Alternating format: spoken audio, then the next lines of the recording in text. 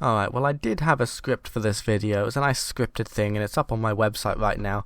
But I realised I actually didn't say anything in it. I just gave like 3 anecdotes and not much else. So I'm just going to try and ad-lib this and see where it gets me. So I'm talking about practice. And I think the big point I want to make here is that practice is important to being good at something. There's the old adage that practice makes perfect, and I think this is true especially in game development. I think that you can get, well, not very far by just learning what's on paper. On paper, they'll tell you things, as you can see in extra credits videos, things like, hey, make the player feel like they have power, give the player, all certain things, give them options, make them feel strong. You can, Jan Willem Neiman from Vlambeer, the guy in Vlambeer who isn't Rami Ismail, he did a talk about game juice, and he listed like 20 ways that you can juice up a game by things like screen shake, bullet speed, bullet size, all these nice little tricks for juicing. I would highly recommend that.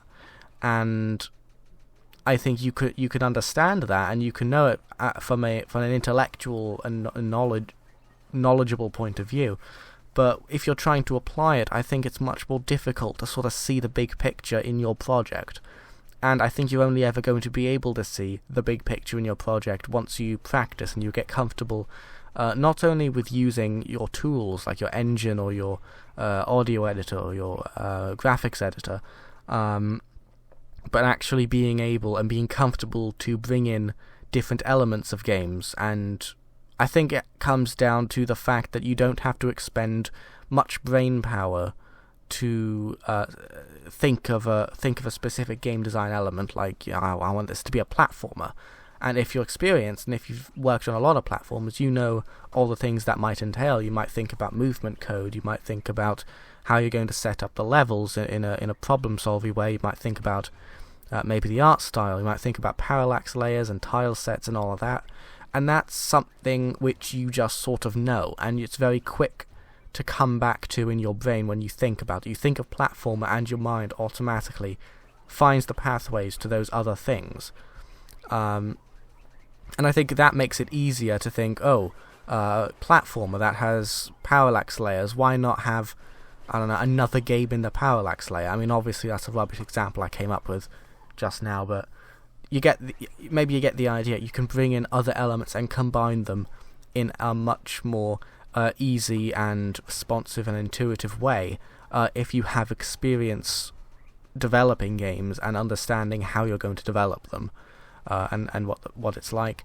Like, you can understand on an intellectual level, I know what a platformer is, it's these things, and you can list out the things it is, but it's not going to really build those pathways unless you're accessing them a lot, and you're accessing them more than if you just read a book on platformers.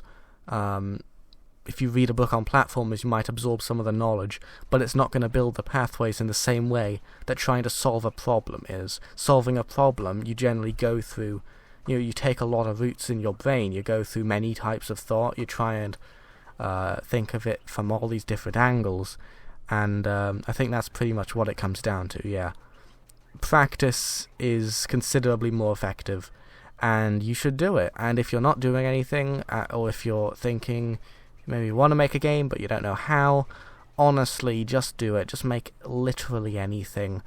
It doesn't have to be good. I mean, I'd recommend using an engine, especially if you really don't know how. Don't start with like SDL or like bash or batch script or something like that. Just be reasonable about that. And just make something and you'll get better. That's pretty much it. Again, this is unscripted, so it's a bit rambly. I hope you enjoyed. Thanks for watching, and stay tuned for more videos.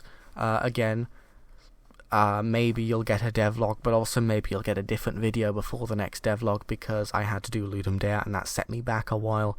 About 2 days, actually. About 2 days worth of work has been set back.